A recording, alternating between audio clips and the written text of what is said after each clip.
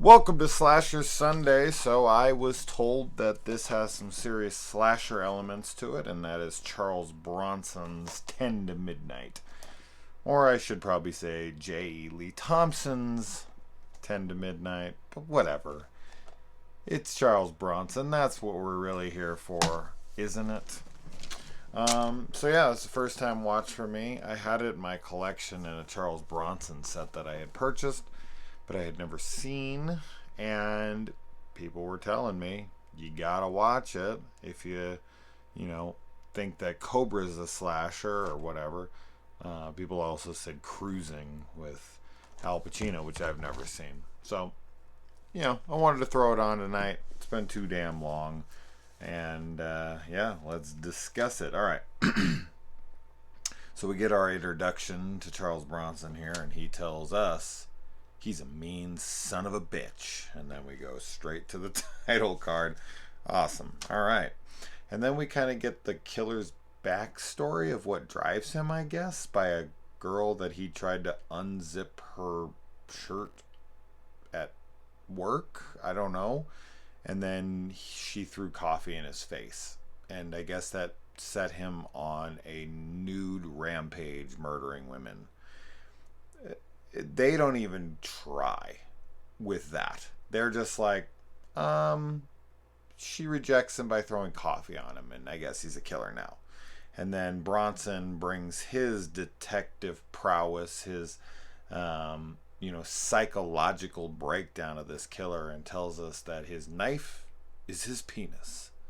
That's basically the summation of everything that we get as far as his character development goes, of his backstory. And what drives him is that he got rejected with coffee, and he uses his knife as a penis. So there you go. Not a lot of thought put into this one, but Charles Bronson doesn't seem like a man who thinks too much. He acts first and doesn't really ask questions later. He's just there to fuck people up.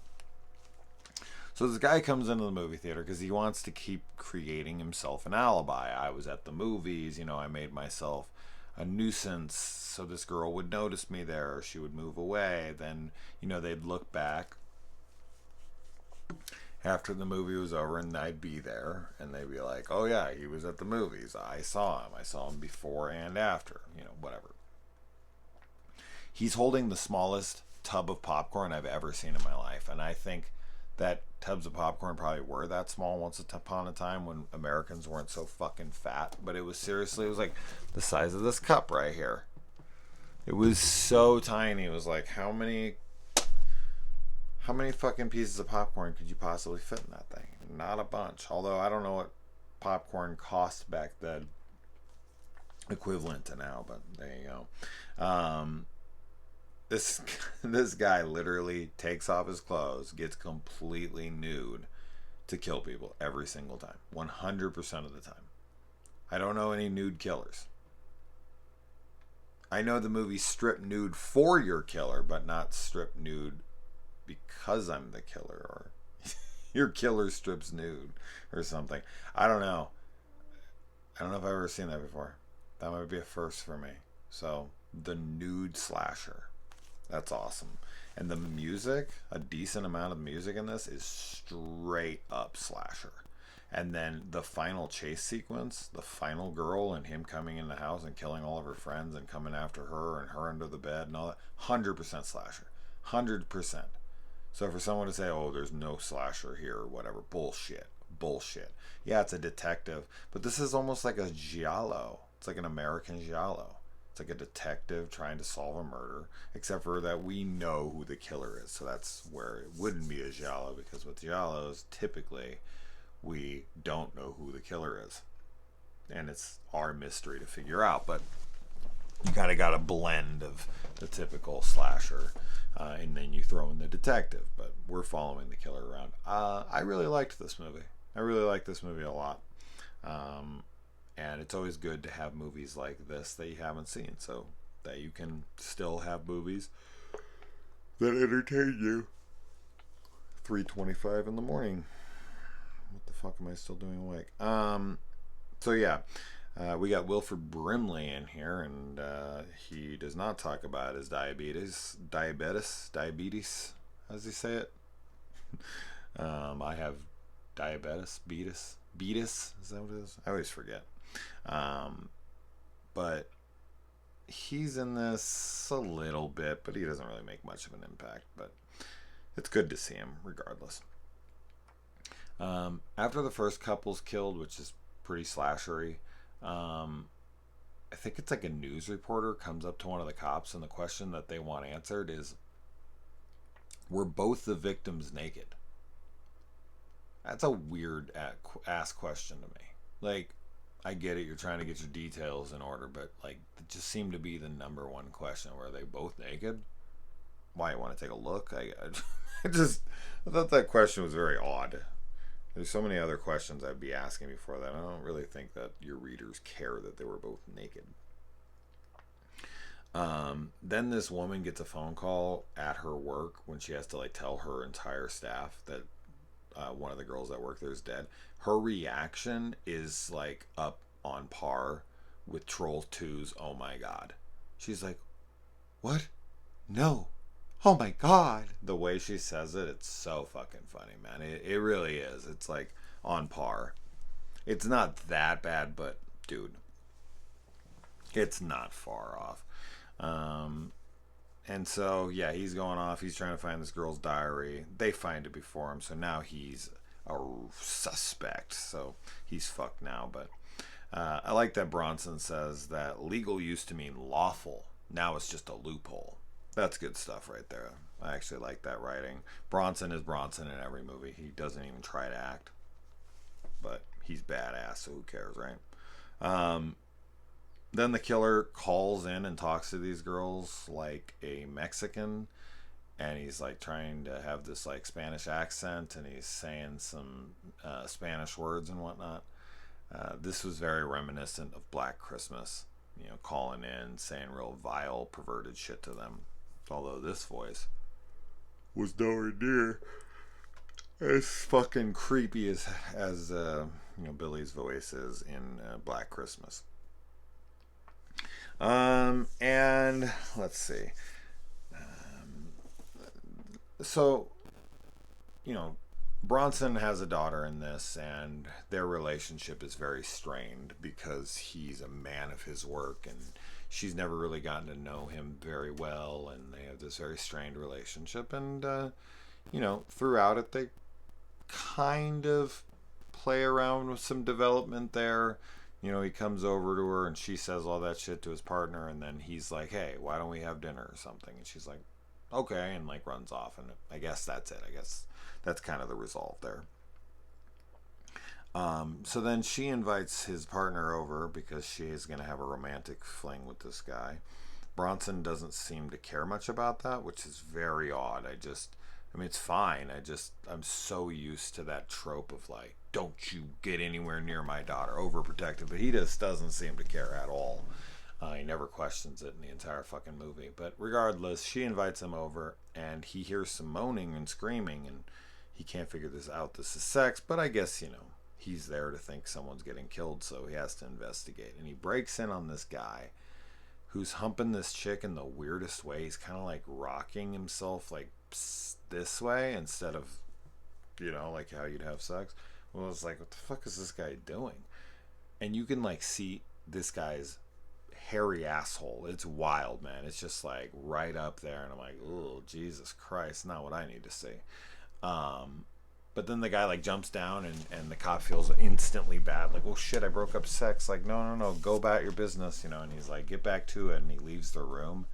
This fucking scene made me laugh out loud, like, so funny. He's like, carry on or whatever, and he leaves, and then the guy grabs the girl and like pushes her back down and like jumps back up on top of her.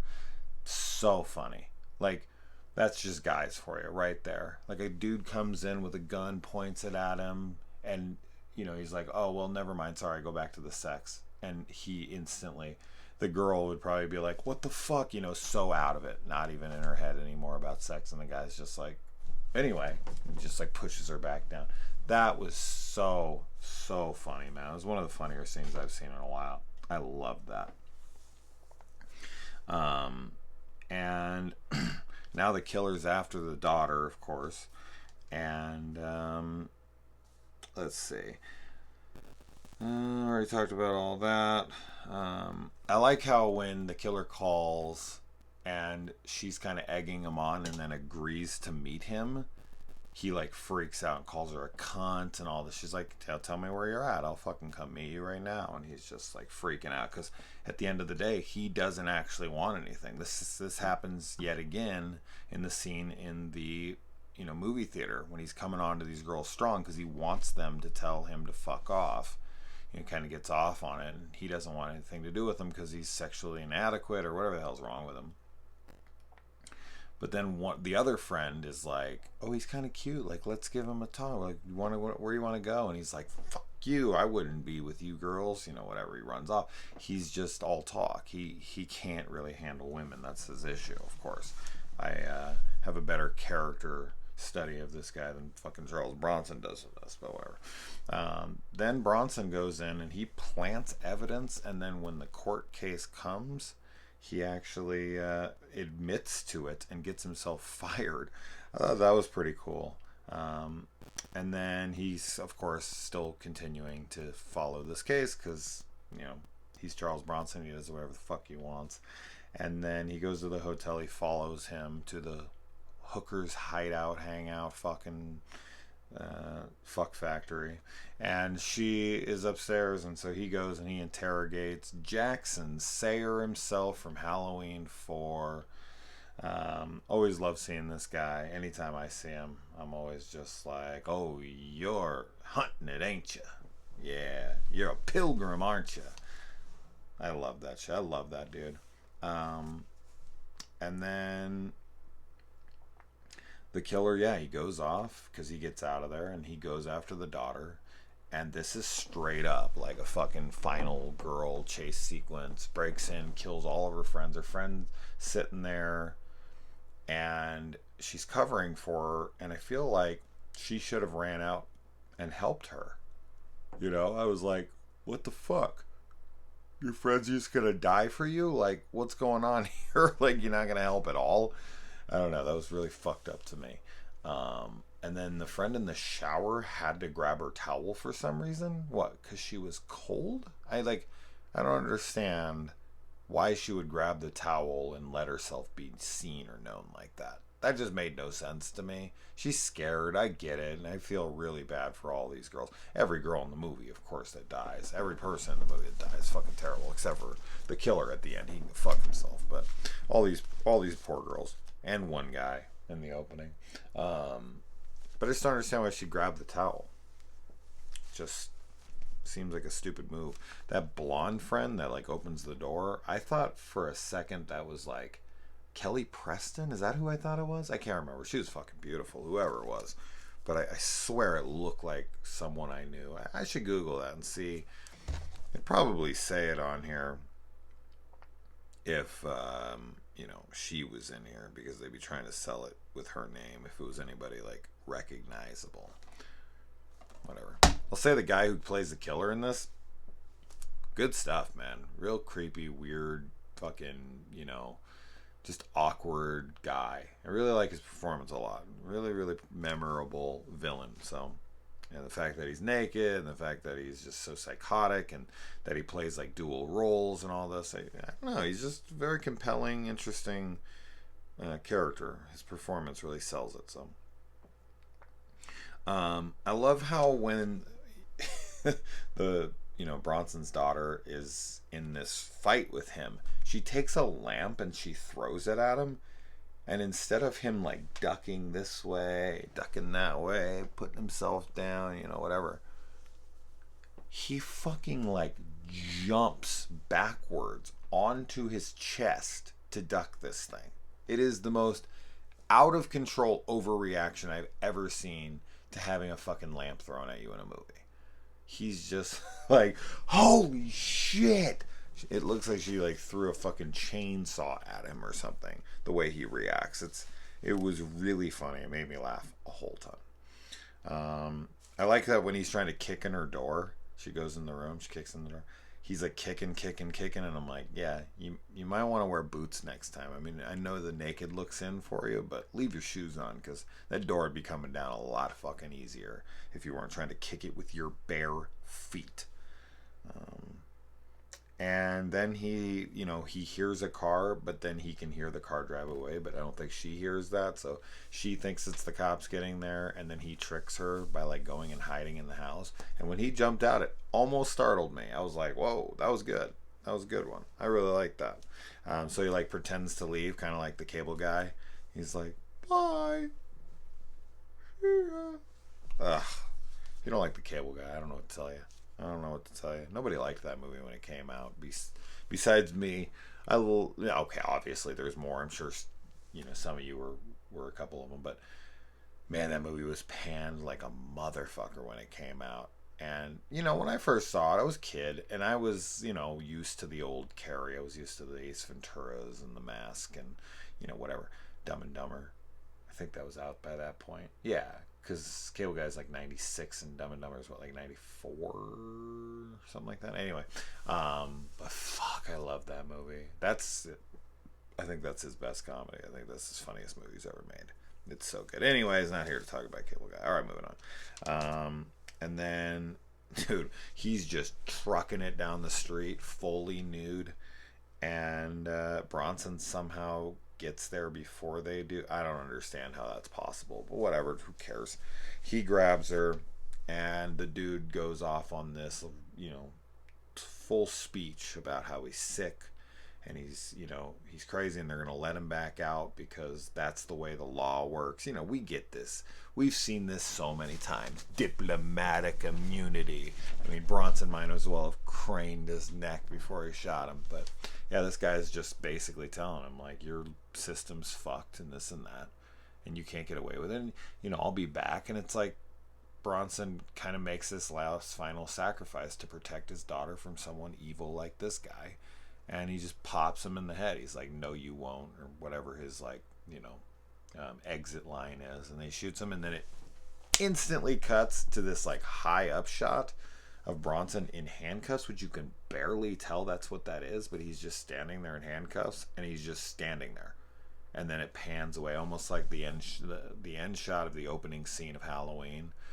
When the Myers parents pull it off Michael, and then they're just sitting there, and they just kind of like zoom the camera out, and Michael's just kind of standing there, and it makes no sense because why wouldn't they be moving? Well, it's artistic, right? So that's what's happening here. They're just getting that like artistic fadeaway shot, and like everyone's moving. You can tell like the lights are still moving and everything. It's not like a freeze frame, so it's interesting choice there.